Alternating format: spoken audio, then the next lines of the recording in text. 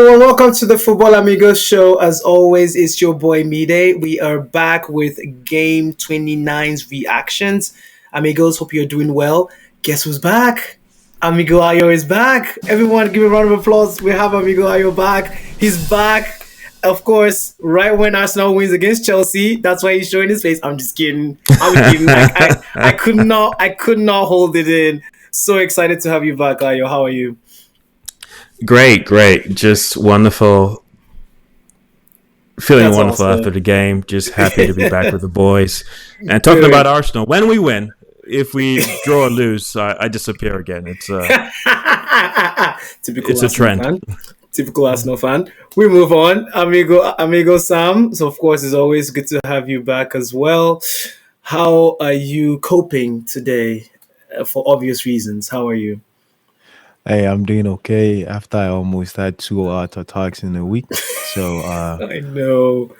it was the best you can do. Move on and hope that Arsenal doesn't catch up with the Premier League.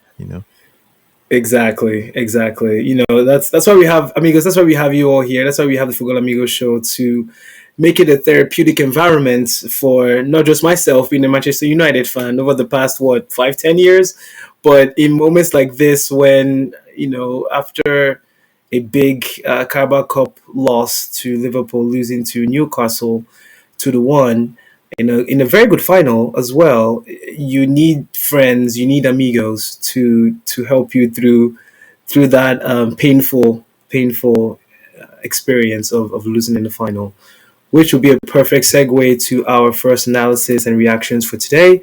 Newcastle beat Liverpool in the Carabao Cup final at the Wembley Stadium in England. The game ended 2-1. Newcastle scored 2 goals. First goal was a header by Dan Burn, and the second goal came in the second half by Isak, of course, one of the most prolific goal scorers in the Premier League this season, really doing well, continues to do well every game. And I keep asking you for this player's name every single time for his pronunciation, and I know I should know how you pronounce his name. Number 14 for Liverpool. Remember his name? Chiesa. I always want to call him Shizera, but I know that's not his name. It's Chiesa. He scored a very good goal as well. Came in from the bench in the 70th minute and scored towards the end of the game in added minutes. It was a little bit nervy there towards the end, but Newcastle held true. Tonali, with his Italian job, held the ball and was tying the shoelaces for about 5 minutes. Of course, getting the yellow card. I thought that was one of the most comical parts of the game. And then he had his hands out like he didn't do anything, which was just perfect for a cup final. I would love to hear, of course, your reactions, Sam, especially from a Liverpool perspective. Do you feel like there were lack of creative chances from a Liverpool standpoint, less than we're used to? And do you feel like there's an over reliance on certain players, and maybe in the future they need to start finding ways to make other players start to perform at a higher level in terms of creativity, in terms of goal scoring, than just the Salahs of the world or the Gakpos that have been very consistent this past season? Sam, we'll start with you. Your thoughts and reactions on the game. There's a lot of questions loaded in there. The first one is the number just doesn't. The number matched the results that we get, right? And we talked about over reliance or reliance on certain players in our last show. I mean, go check it out. You asked me the same question. I don't think it's about reliance on Salah, but his presence does matter, right? It's not that we rely on him. It's just the fact that we cannot. We don't have. I would say we don't have players that are slightly above average in the days that you need them to be above what they normally put in. So it's not like, oh, we need Salah. Of course, with the amount of game time Salah is getting now that is Ramadan going on, it's ridiculous. Prior to this, it was excellent, but I was still saying it. Uh, I'm a Liverpool fan. Liverpool is not an excellent team. Not because we lost. We've been able to we know how to win games. We've been able to get away with so many things. Of course, with the help of the fans and all of that, we've always averaged 1, 2 goals. We were never like a team that will kill games. Let's be honest, So I've been saying it. We're not scoring enough. We're not scoring enough. We're not scoring enough. And this is what you get when players are tired. You've never been a scoring team. Your players are tired. You're not. Where's the goal? Where the goal is gonna come from? I look at the statistics and they were so pathetic. Newcastle had 17 shots. Six of them were on target. Liverpool had 7 shots. Two of them were on target. Come on, that's what's happening with that. So let's go back to the over reliance. Yes, we do rely on Salah. Now, we see him tired during this season. More importantly, like I mentioned before we started recording in our prior conversation, they are tired. They just came off of 120 minutes against PSG. One. Not only that, they came off of the fact. Not only they are tired physically, they put a lot in that game. They're also tired mentally.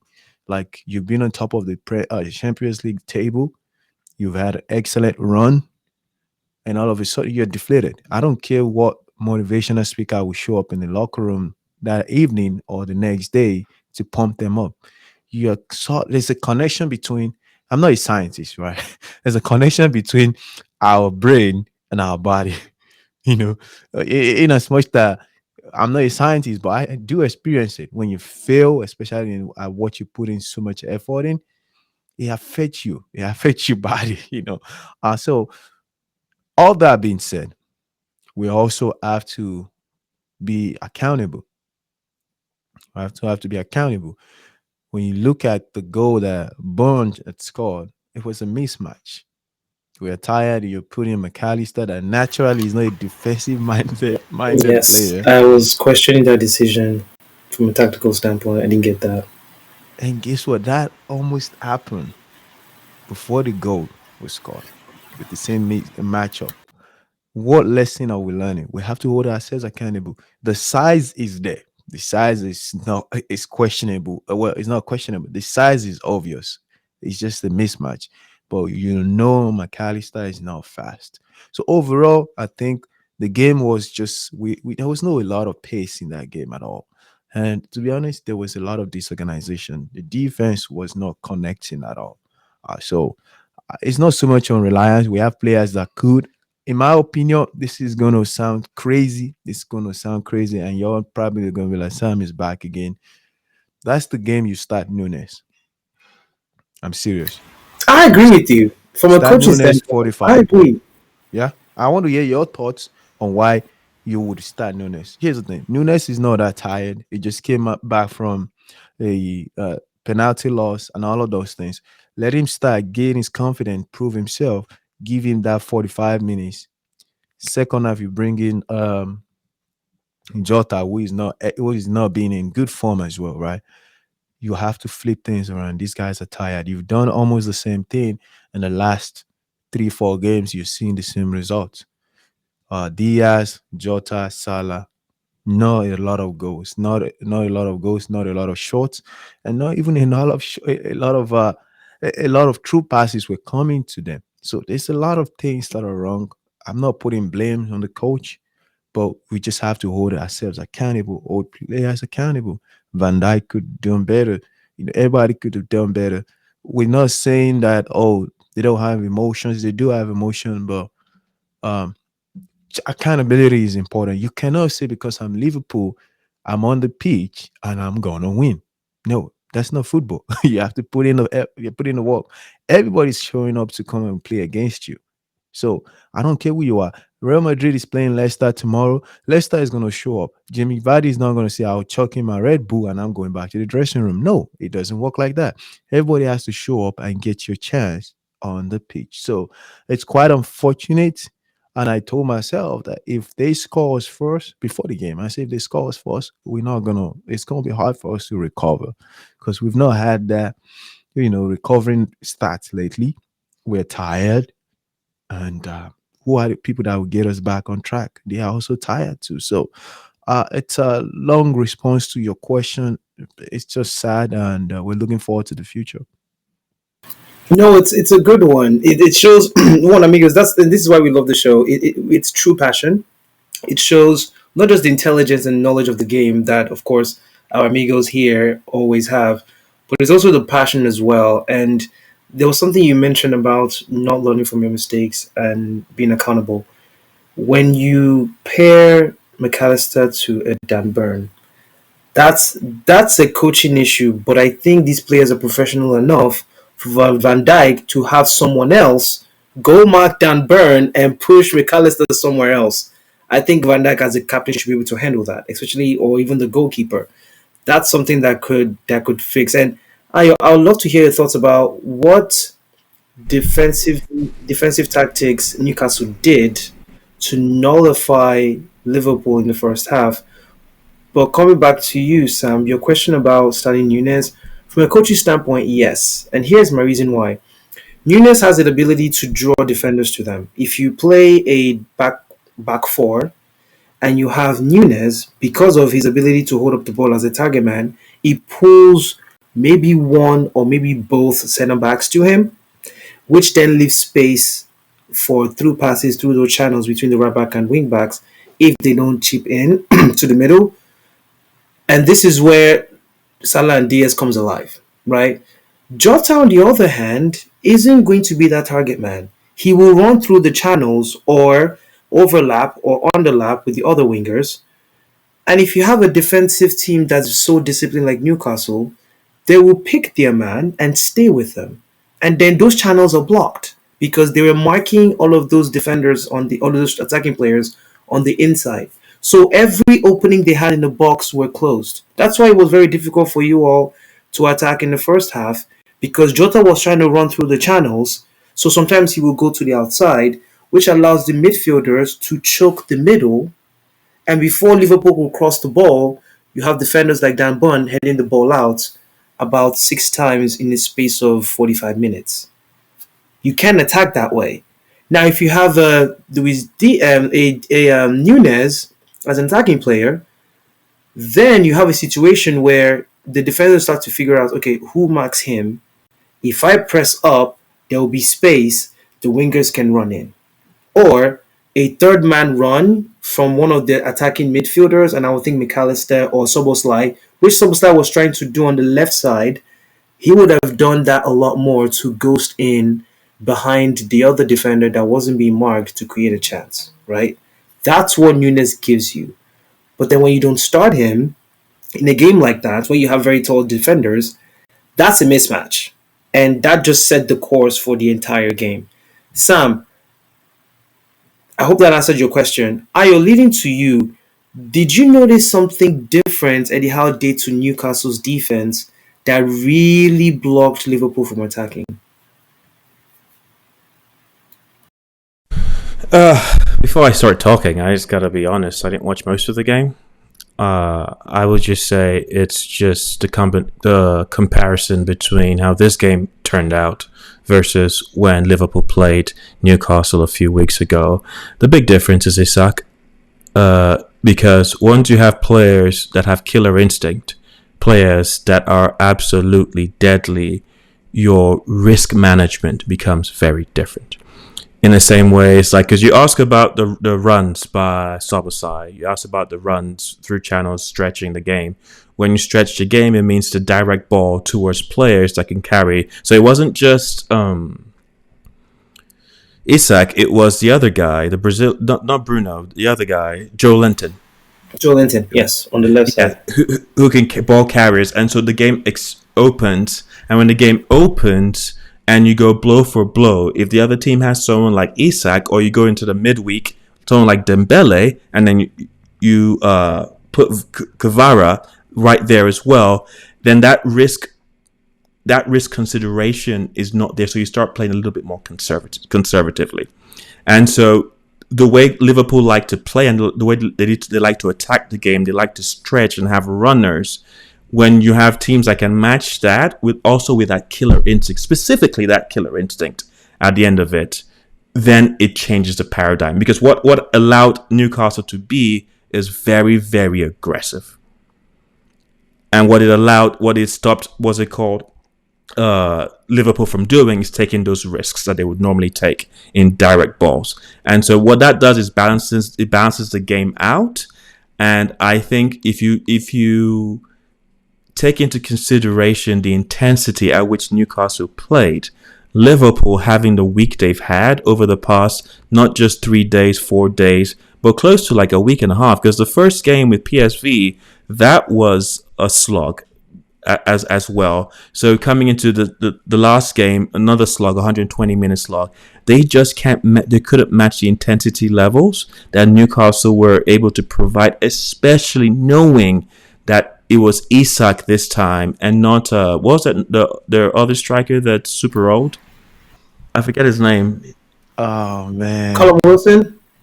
Callum Wilson, yes. And so he carries a completely different threat in transition, completely different threat in dynamism. If that ball gets to Isak, you're in trouble. And so that just changed the dynamic. You can see the Liverpool players playing second fiddle to each incident. They were behind the play. They were not anticipating. They were not proactive, I guess. They were reactive to what Newcastle were doing, because Newcastle could afford to play in a proactive manner, knowing that Isak was playing. And so that is just a dynamic. You put PSG there, and PSG without Dembele is a completely different animal. PSG with Dembele creates a lot of problems that just breaks down your shape, because Liverpool have been struggling. They struggled this game, but they also struggled last game. They struggled the game before that, and these were teams that were meeting them on the front foot, but with the danger that kind of maybe it instills some erraticness.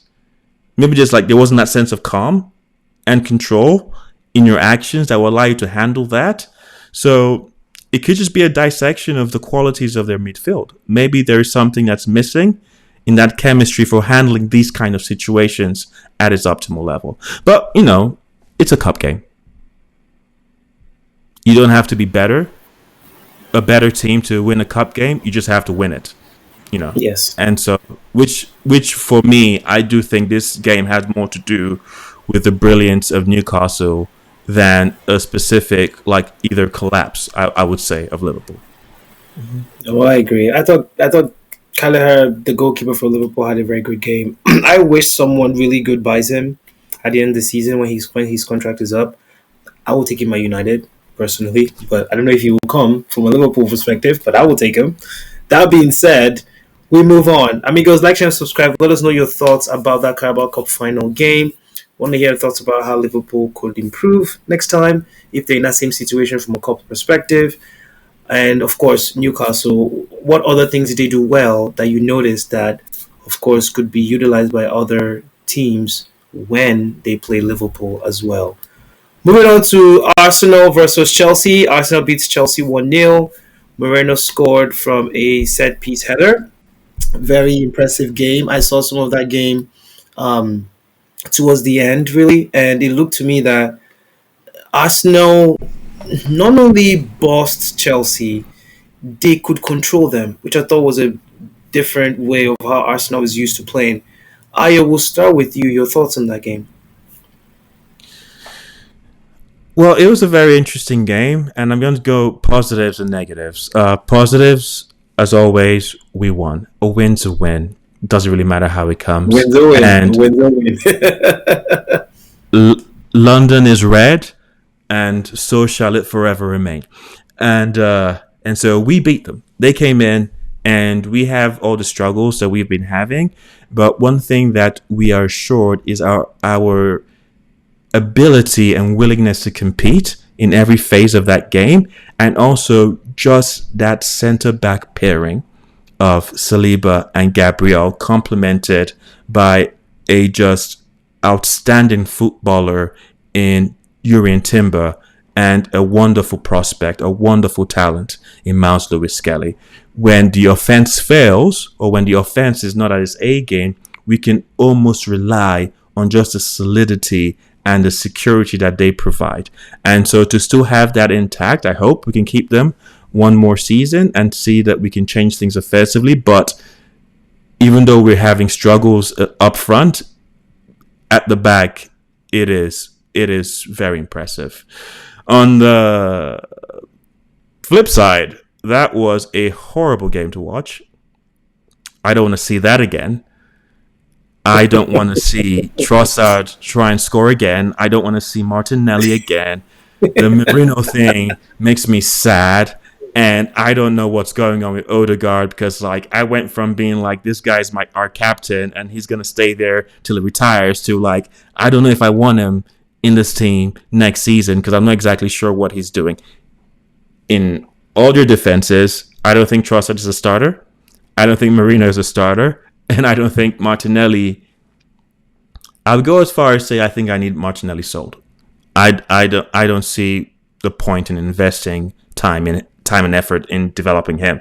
And so when you have those kind of players ahead of your playmaker, it can get clunky. However, it's like sometimes you just got to shoot and score. You don't have to be like a world-class player to just shoot and score. You're in the final third, you'll receive a pass in a promising situation. The players haven't closed you down. Just, shoot and shoot well. Like it's almost like no one can shoot in that front line, and you just watch it and you just want to hit your head on the wall every time. But, regardless, we still found a way through a set piece. We scored a goal. It was a brilliant header from Merino. It was so brilliant. I'm not sure it was as intended. I think he just intended to flick it, but it went in, and we managed the game. So in the second half, they came back into it, but we contained them. Neto is a really good, pacey player, but Gabriel held him down. So, we can't win the Premier League. I mean, what's it now? 12 points. I really don't have any faith that I don't see a collapse that's coming from Liverpool to make any Premier League late Premier League title challenge possible. But, I still want to see good football. I want to see us do good things. And it just hurt watching Trossard today. I was like, it was one of the first times where I had secondhand embarrassment watching them trying to score, because you just felt that if Chelsea had those positions, they would have destroyed us. You know that they would have scored 5-6 goals if Neto was trying to like strike that ball, or if Nkunku. So it's what it is. I'm still proud of them. They competed. They won the game. That's all you can ask. I will say, though, if we have to pit this front three against Real Madrid, that is just... Yeah, good luck with that. Those are not good odds, so I don't know what kind of black magic they have to do to get Saka fit, but they got to do it, man. And I won't ask no questions. Whatever juju they do, like over this international break, just figure it out. Like I don't want like a lot of minutes, just like 90 minutes across 2 games. Then I could believe, but we won. That's all that matters, really. Yeah. Yeah. When you said that, Ayo, and Sam, I'd love to hear your thoughts about if you think Arsenal has too many 10s in the starting lineup. But when you mentioned that, Ayo, it reminded me of the Karate Kid scene where Jackie Chan, or even, Miyagi wanted to heal the boy for that last fight, and he had all of this different ointments that had flaming on them, and he was spices, and it was kind of healing him. I could see Arteta doing the same thing for Saka before the Real Madrid game. I don't know how familiar you are with English culture, but when Sven Eriksson was the coach of the England national team? Yes. And when Rooney was injured, and they're waiting. So when they released that ad of Sven Eriksson like massaging his feet and like trying to talk him into play, I remember that would be that's the first thing I thought about when you said it. But yeah, that's what Arteta needs to do if we need a chance. Like I'm proud of this team. I won't lie. Different teams have faced different challenges, and you've seen how they've dealt with injuries this season. See how Chelsea on the other side have dealt with injuries. You see how Manchester United, Manchester City, and based on those conditions, right? And if you ignore Liverpool, right? I think they've handled that situation much better. And so it's not all bad. It's just frustrating. And it's hard as a fan to separate those two things, where it's like the club is not in crisis. However, it's frustrating because we feel like this was our time or the time to do it, and to have it go by another season. That's where that frustration. And then you see Trossard just fumble, and like. Which brings up a good point. Sam, real quickly, two things before we move on to our third reaction. Is Chelsea just in limbo? Like, where is Chelsea going? Your thoughts? I think Chelsea is like I don't know how best to put them now. They are trying their best. The coach is really smart, but I still think Chelsea players are selfish themselves. They still have a lot of selfishness on the team. That's true. They have inconsistencies too when it comes to players showing up and really doing a good job as needed. Sancho is one of them. The inconsistency in his performance is very, very questionable. It leaves the coach in that situation of who do I pick, who do I not, who do I drop. Palmer on the other side, fantastic player, a little bit selfish too. I think one of the problems that Chelsea has been facing, in my own opinion, is just lack of playing together. From day one, they have all these stars, all these skillful players. They just have problems connecting, passing to each other. Madueke is one of them. Jackson is one of them. So it compiled to the point that the coach is just switching. Neto is probably the most creative and selfless player I've seen among the forward that they have right now. So they are not in limbo. They can definitely do what they do well with that too. But right now, until the players' mindsets change, or until the players' focus change to let's win together, let's get to Champions League qualification together. Until then, I think they'll be struggling. I have to say, I think Liverpool should lose more because some of the analysis Sam has been giving in this podcast, Amigos, it's been exceptional. Sam is so correct. Yeah, no, seriously. Like everything you've said So why would tonight, that mean Liverpool should lose more? because you see things differently. Because I I think am better when Liverpool loses. I had to. I'm sorry. Sober reflection, you know. Exactly. It's not only is it very honest, it is on point. Well, Sam thank is you. right. Well, Liverpool Ayo, should not lose. I'm sorry, I had to. I'm a United fan. I had to. No, but seriously, like Ayo, like quickly, I'd love to hear your thoughts, but he's right. Chelsea players are very selfish. That's why they don't look like a team. That's why they're so individual moments focused as a team. Ayo, I would love to hear your thoughts before we move on. I agree with Sam. If you guys remember when we did our prediction for the teams and how they were going to finish, you guys had a much higher estimation of Chelsea than I did. And my thing is, like, it's not really about talent. Is if they're cohesive or if they're a team. From what I saw last season, they were not a team. And this season, when everything was going well, I could see playing up and scoring goals. But I was like, as soon as they get challenges, they're gonna break, because to build that kind of shared identity, that shared purpose, that takes time. That takes maybe 2 or 3 seasons, and most importantly, you need a connection. You need existing players who have the understanding of what it means to be a Chelsea player, the connection to the team, and pride in that jersey. And this is just a really, really expensive collection of mercenaries. And so if you ask a set of mercenaries to come together as one, that's just going to be hard. And that's why I was so against selling Gallagher. I mean, I guess it works out for us, but players like Gallagher that actually are connected to the DNA of a club, they are worth their weight in gold. But they sold them. And so, as you can see, I will say Nicholas Jackson is a big part of why their offense ticks. His dynamism, his movement, you take him out and there's really nobody else to put in the center that could create even, and as you can see with Cole Palmer, his goals and his contributions dried up because a lot of what Nicholas Jackson does is to make space for Cole Palmer to be Cole Palmer. So that's a really, really huge miss for them. However, I do think that without him, they can still show a little bit more character and togetherness to do a little bit better. For me, they didn't carry threat for me watching that game. And I feel like a team with the quality that Chelsea has still should at least carry threat. Mm-hmm.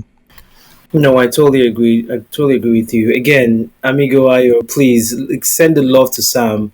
Not only does he need it, I still think that's one of the best analysis he's given just yet. And maybe it's because Liverpool lost. There's a lot of sober reflection. But no, I loved it. Loved it. Loved it. Speaking of loving it, my boys, they played well today. They won 3-0. They beat Leicester. I'm not going to get carried away because we know where Leicester is right now. Things are tough. But I think for me, and this is where I would love to take a step back and just allow our amigo Ayo and Sam to just really share their reactions to that game, to you all amigos, because it's one thing for me to see what Amram wants to do. It's another thing for someone else that has no emotional connection to United to give their honest opinion, especially after the series of the past 2 weeks where it's not only has it been shaky on and off the field, but they're starting to look like they're playing for each other again. So Ayo, we'll start with you. Your thoughts on that game? I was really mad seeing Heaven. I couldn't enjoy the game. I was just annoyed. Like, I understand it that like he's not going to get into the Arsenal defense.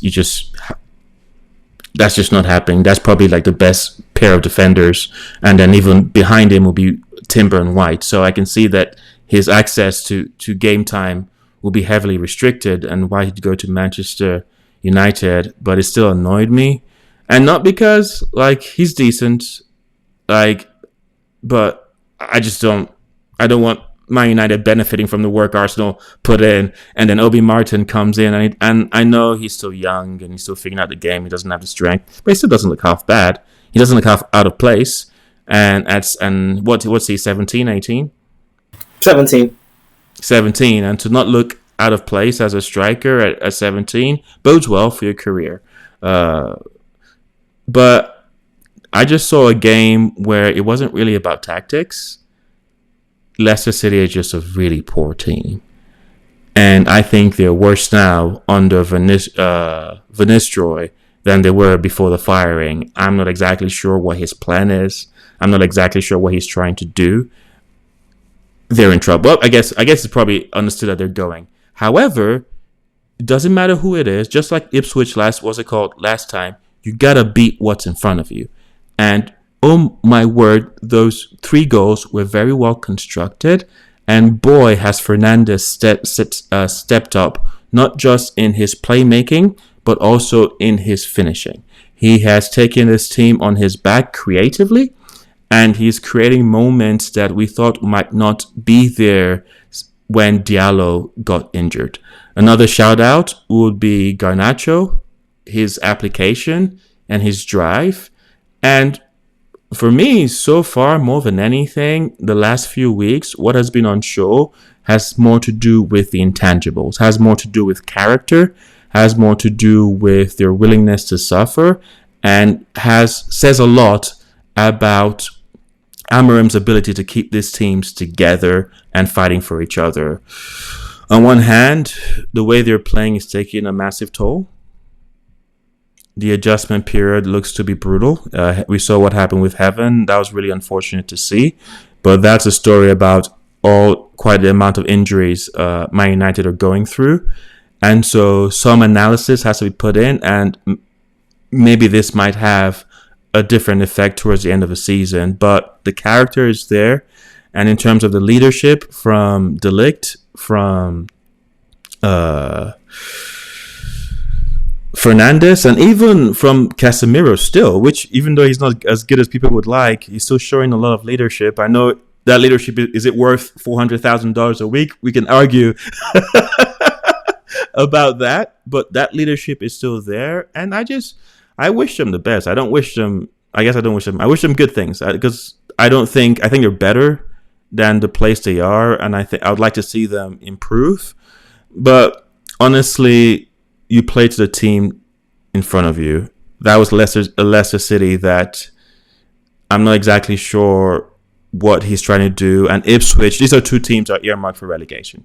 And so we'd like to see like what they can do against a mid-table team that will not go full on, that maybe they might have to break down and see how that plays, if that plays into their favor. Because a counter-attack they can do, beating a relegation team, we know they could do, because they could do all these things under Hag, they could do all these things under Solskjaer, is how they handle those mid-table teams in those games that are more closer technically, and we'll see if they can pull one out. Love that, Ayo. Of course, the standard of our reactions and analysis of the game in the Figula Amigo show is one to behold.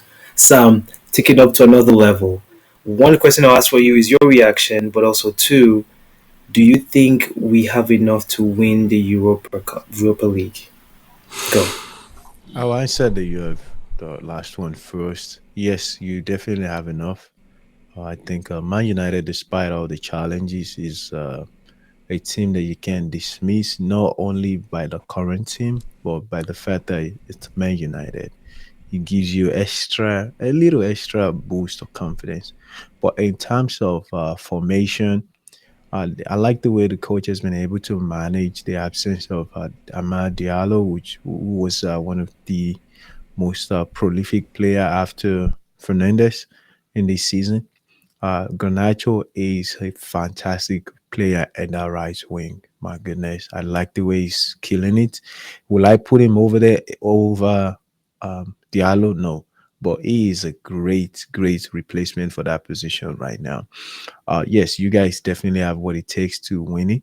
I have not looked at who else is left, but I know before the last game, I my thoughts was if they can win the last game, if they can qualify to the next round, they have a higher chance of winning it. Um, Taking it back to the Premier League, though, we just gave United some praise, and I want to go against you respectfully.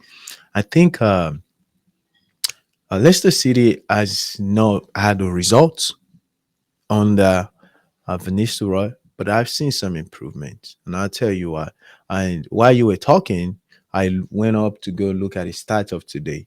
I thought they were pretty good with stats of today, and I know my thoughts of them leading up to this game. I think I was Wolves.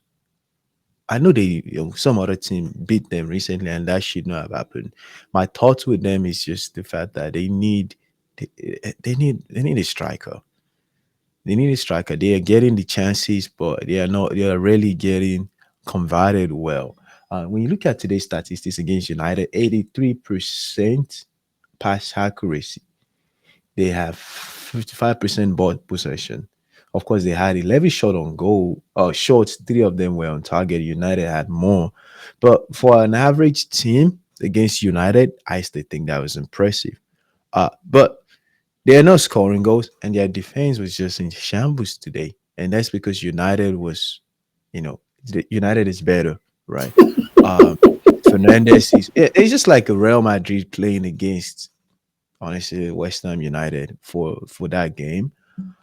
So I will say, United has a long way to go, but if you can be playing well during this season, despite all your injuries, I have more hope and I have more belief in the team. So I think Oyland had a great game.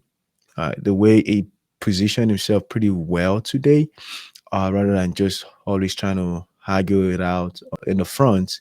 I like the way he was coming out a little more, and that gave him more chances and more opportunity to destabilize the Newcastle, excuse me, the Leicester defense. So overall, impressive game. Big shout out to Fernandez as well. And Two things I would say from a coach's standpoint, because I don't want to add anything to the amazing analysis, amigos, that our amigo Ayo and of course Sam, which is he's on a roll tonight. Like I said, maybe Liverpool should win more, should lose more, so that we can get this type of higher quality levels. But the two things I would say, because I don't want to take away from any of those analysis, I think that's perfect of how where Man United is right now, and of course, fortunately, where Leicester is as well. The two things I would say for United, I am not surprised they are playing a little better now. Two reasons. One, Hoyland is not trying to hold up the ball anymore. He's coming in, creating the passes, and then running through the channels. That's what he's good at. He's not good at holding up the ball. He's good at running through the channels. He shouldn't be fighting with any defenders. He should be running around them. That's number one. Number two, have you noticed Garnacho crosses the ball more? The reason why he does that is because he's put on the right. He's not easily able to take shots like he always does from the left into the middle to take those shots that keeps going over the bar all the time. He's now on the right side of the 10, forced to cross in to create more chances like a 10 should. So I'm not surprised Amram moved him there, because sometimes you need, as a coach, sometimes when you talk to a player and they still don't get it, but you know how good they are, move them to a position that will make them execute exactly what you want them to do. And it confirmed it today. I used to do that in the past for certain players in my team, but the fact that Amram has done it, I was like, okay, what I'm doing is not wrong. It actually makes sense, because at the end of the day, you can get very frustrated with players like that. But when you know how good they are, as a coach, you need to now somewhat find a way to make them more productive. And that might be moving them around a little bit. And that's okay, because you know how good they are. So those are the two things I can say personally that Amram has changed, that has changed that team from just being so selfish to trying to find more connections and chemistry up front. And long way it continue. Amigos, thank you so much for your time today. Please like, share, and subscribe. Let us know your thoughts. It's been an amazing, amazing content full of reactions and analysis to back up those reactions. We can't wait to be back again, of course, next week with more content for you. Please look out for our shorts on YouTube. Please like them, subscribe them, join our shows to hear the more details of those shorts. We hope you like them. We're going to do more of those in the future. Let us know your thoughts on how we're doing, your comments. Please advertise us to many of your friends. Let them come in, let them learn about the game from our perspective, and let them enjoy the banter as well too, because trust me, that's going to keep coming. That's going to keep coming. Like, share, and subscribe. Let us know your thoughts. Amigos, as always. Final words from you, Ayo, as we head out today. Nothing more to add. You said it all. Long may it continue. Long may it continue. That's awesome. Our Golden Globe Awards winner analysis, Sam. Your final thoughts today. Nothing. I just look forward to the days that you bring your board and you do proper player analysis from a coach's point of view. With your board, you can probably get a digital board or something. But yeah, I think Amigos are going to benefit a lot from that. If you do that for us. I could put that into the works. We'll talk to our producers. We'll put that into the works. Thank you for that. Thank you for that feedback. Of course, Amigos, we will find ways to bring different types of contents to you. Let us know your thoughts and your comments on some of those, or any ideas you might have. We would love to hear them. As always, Amigos, stay positive, and we'll talk to you all soon. Take care, guys.